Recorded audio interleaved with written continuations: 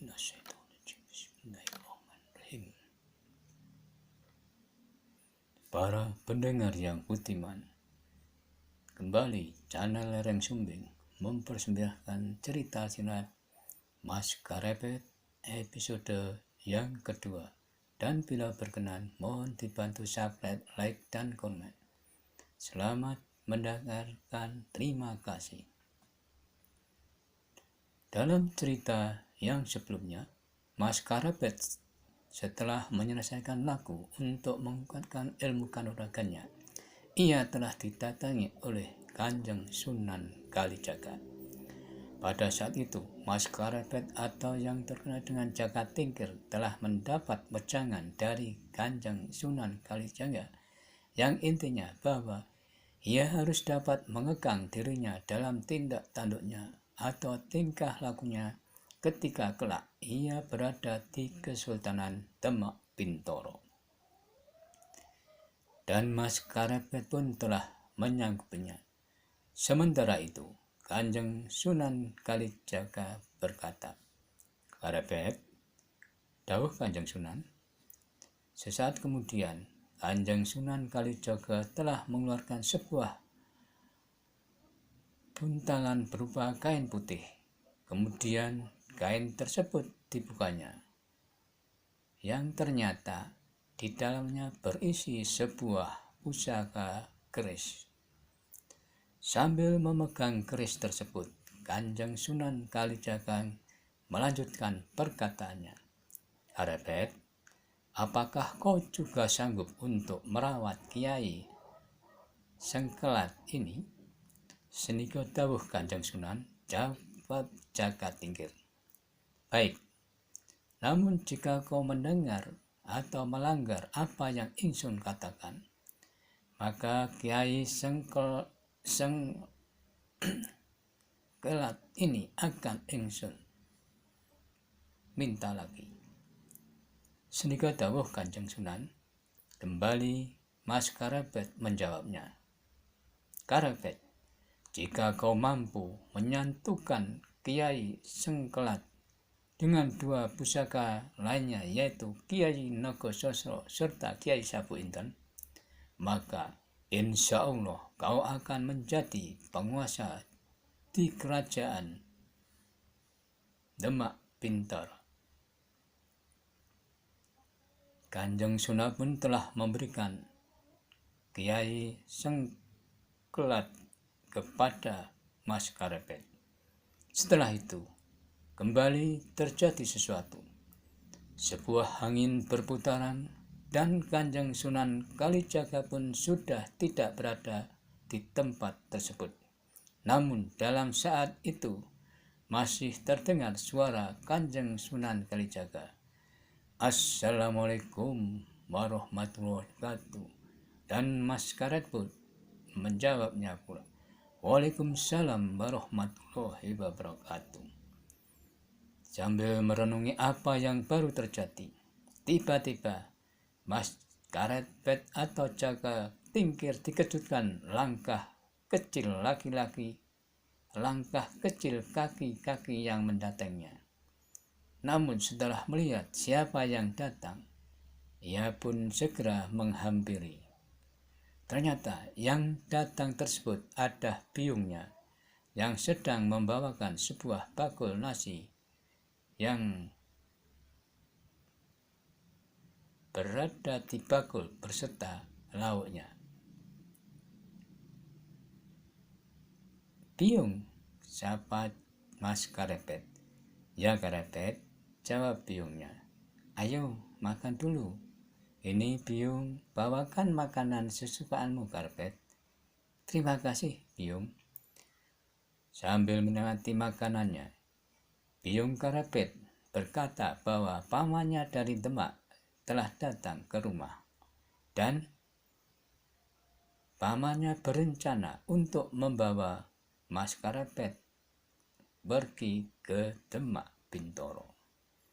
Sementara itu, di sisi lain, di lereng Gunung Sumbing, kabut tebal masih menyelimuti sebuah bukit Damarjati.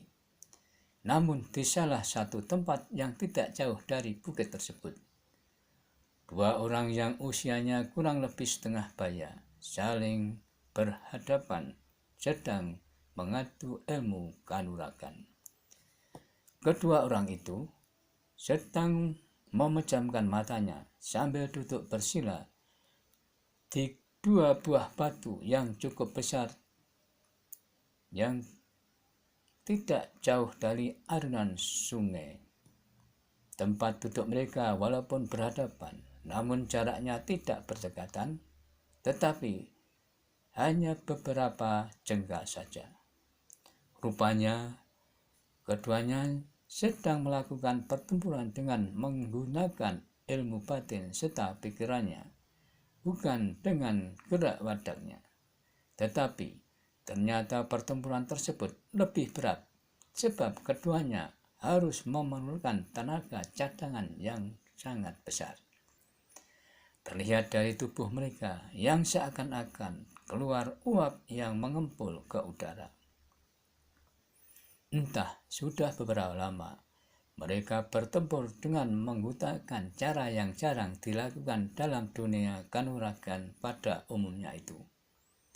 Tiba-tiba saja suasana itu menjadi tegang ketika salah seorang dari mereka dari sudut bibirnya telah meneteskan beberapa titik darah segar. Namun tidak beberapa lama kemudian, yang seorang laki sedang memegangi dadangnya yang seakan-akan telah terhimpit oleh batu besar.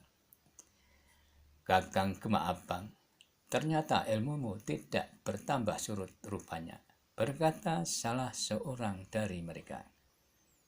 "Tidak, Adi Sawung Seta, tapi ilmumu yang semakin pesat," jawab Ki Gema Abang. "Ah, Kakang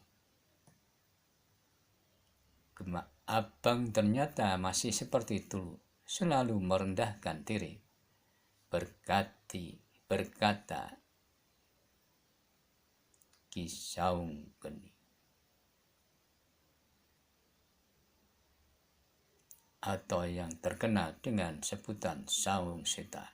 Demikianlah, setelah selesai melakukan pertempuran, keduanya yang merupakan kawan dalam dunia kanuragan lalu meninggalkan tempat tersebut menuju ke Gunung Telomoyo. Sementara itu, di sisi lain, setelah mengetahui pamannya ingin mengajaknya ke Demak Bintoro, maka Karebut pun segera pulang bersama biungnya. Dan sesampainya di rumah, dengan senangnya Mas Karebet atas kedatangan pamannya tersebut. Karebet pun tidak lupa sungkem kepada pamannya tersebut sambil menanyakan keadaannya. "Ngaturaken sugeng rawuh paman," berkata Karebet. "Terima kasih Karebet," jawab pamannya. Sambil lenggahan atau duduk di kloso atau tikar terbuat dari ayam daun pandan, pamannya pun bercerita bahwa di Masjid Agung Demak masih banyak tenaga yang membutuhkannya, dan ia bermaksud mengajak Mas Karebet untuk ke Demak untuk mengisi kekurangan tersebut. Sebab pada saat pamannya yang dipercaya oleh Kanjeng Sultan Tenggana sebagai pimpinan dalam segala urusan yang berkaitan dengan Masjid Demak, maka ia pun sampai ke dusun Tinggir. Bagaimana Karebet dengan apa yang aku ceritakan tadi dan juga ajakanku?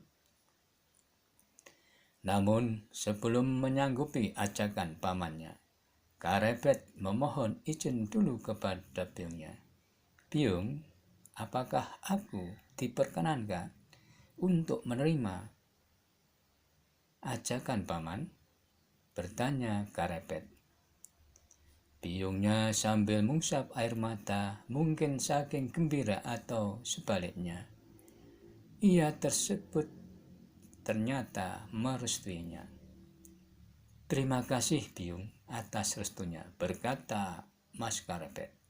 Kemudian Maskarepet pun segera menghadap kepada pamannya sambil berkata, "Paman, bolehkah Karapet untuk meminta waktu beberapa hari untuk menyanggupi permintaan tersebut?" "Baiklah Karapet, akan tetapi aku tidak bisa terlalu lama meninggalkan tanggung jawabku di Demak Bintoro. Maka hari ini juga aku akan segera kembali ke Demak dan aku akan tunggu kedatanganmu di Demak Bintoro."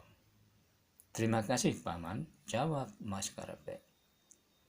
Dan tidak lama kemudian, pamannya yang bernama Ki Ganjur telah meninggalkan desa Tingkil.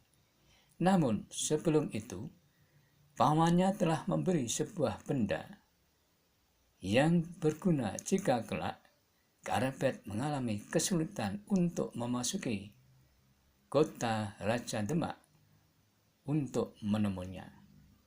Maka dengan benda tersebut, bila mana Maskarepet menunjukkannya, ia akan diterima oleh para prajurit yang sedang menjaga gerbang kota Raja Demak.